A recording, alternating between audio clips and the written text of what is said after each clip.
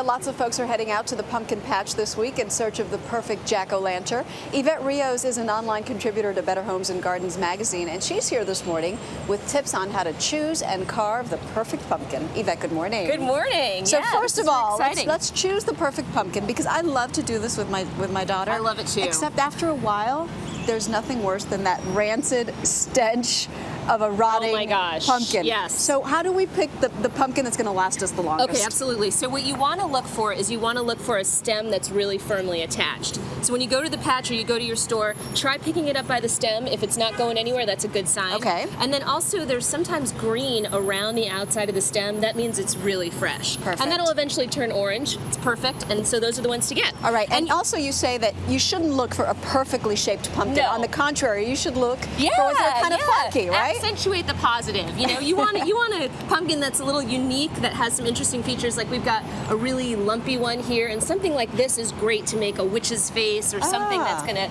so it looks like uneven skin tone and it looks really creepy. Like you've done with this one, right? Let's see.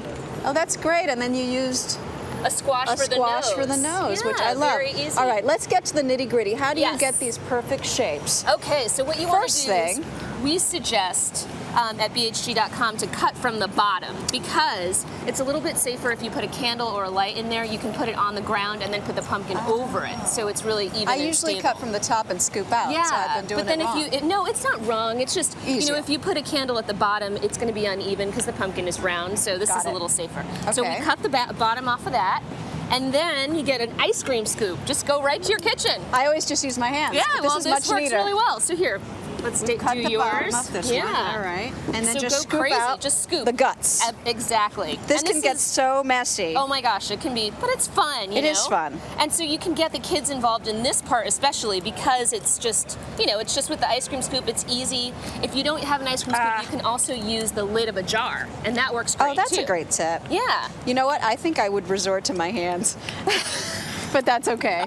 There's always the hands. Yeah, exactly. You could always go with the hands. We do invest in these pumpkin carving kits. Is that a worthwhile investment? These are actually, with the small serrated blades, are great because you can do very fine detail work. The problem is they're not really built to last, so every year you end up getting new ones. Okay. So I suggest getting them if you're going to do fine detail work and you want to do some really intricate stuff. Okay, otherwise what do you use? I use this is actually a drywall saw, and I stole this from my dad's toolbox. Nice. But it works great. You can take the bottom off your pumpkin, you can do all your carving because it's got a nice thin blade. And if you don't have this, a small serrated knife is also perfectly fine. Very good. And what do you do? Do you trace it first? Yeah, well, I wanted to show you, we actually have a bunch of stencils at BHG.com that you can pull right off the internet. Like here's one.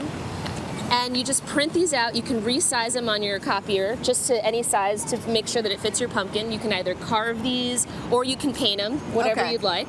All right. But check this out. How about a drill? Let's do it. Let's do it. Are you comfortable with the go with power tools? Absolutely. Okay, so but just tell me what to do. Another hole right over there. So just put it right there? Just put it right in. Hold on to it with the other hand.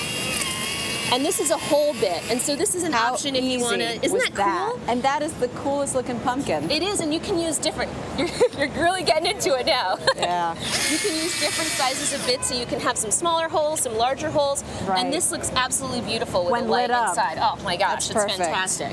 That and is it's fun. Perfect. It is fast. Fun. And so see we here, love the drill. You see how easy it was to put the candle. We forgot to mention that after you cut out the bottom. Yeah, all right. So then this will look beautiful, light it up. But if you don't feel like making the mess, like I live in an apartment and I just don't have a place to carve. Yes. You can just color it. You can paint it. And again, the stencils are all available on BHG.com. There's all sorts, animals and dogs. And you just stick this on, and either you can paint into the stencil, stick it on the tape. I was wondering what that was. Yeah, the crow needs a head. The crow is a little headless. Okay. We were going to finish it on camera. And then just use a little bit of acrylic paint. These work great. And if you have small children, tempera paint is great because it just washes right off. Very good. And you can just have the kids get creative. If they don't want to use a stencil, just go crazy. Create some works of art. All right, finally, you should not be eating your jack-o'-lantern, right? Yes, especially not after it's been sitting out for a while. Do not eat this pumpkin, but you can eat the seeds. You can, absolutely. And so you take the seeds out, and you want to make sure they're perfectly dry.